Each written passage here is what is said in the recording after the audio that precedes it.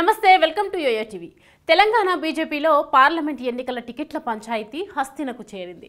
ఇటీవల పార్టీలో చేరిన వారికి టికెట్ కేటాయిస్తారనే ప్రచారం జరుగుతున్న నేపథ్యంలో పలువురు ఆశావాహులు ఢిల్లీకి పయనమయ్యారు. జాతీయ నేతల చుట్టూ ప్రదక్షిణలు చేస్తున్నారు. టికెట్లు తమకే ఇవ్వాలని పట్టుబడుతున్నారు.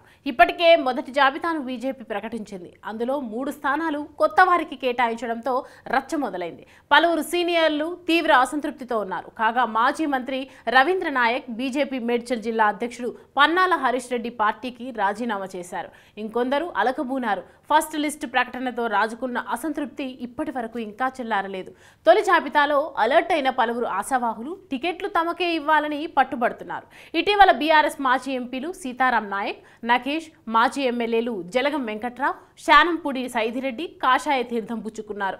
వారి చేరికతో పలువురు సీనియర్లలో ఆందోళన మొదలైంది. టికెట్ల హామీతోనే వారు పార్టీలో చేరారనే ప్రచారం జరగడంతో వెంటనే టికెట్ ఆశిస్తున్న నేతలు హస్తినకు పయనమయ్యారు. మహబూబాబాద్ లోక్సభ స్థానం సీతారాం నాయక్, ఆదిలాబాద్ టికెట్ నకేష్, ఖమ్మం టికెట్ వెంకట్రావు, నల్గొండ సైదిరెడ్డికి ఇస్తారనే ప్రచారం జరుగుతోంది.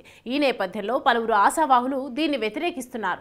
ప్రధానంగా ఆదిలాబాద్కు చెందిన నేతలు ఢిల్లీలో జాతీయ నేతలను కలుస్తున్నారు.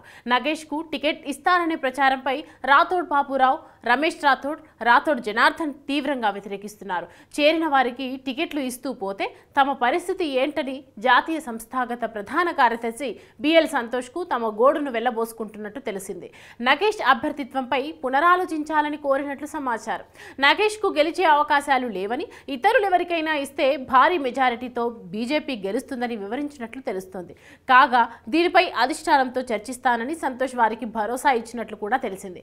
ఈ పరిస్థితుల్లో పార్టీ ఎలాంటి నిర్ణయం తీసుకుంటుందనేది సస్పెన్స్ గా మారింది. సీనియర్లకు టికెట్ ఇస్తుందా లేక కొత్తగా చేరిన వారి వైపు మొగ్గు చూపుతుందా చూడాలి.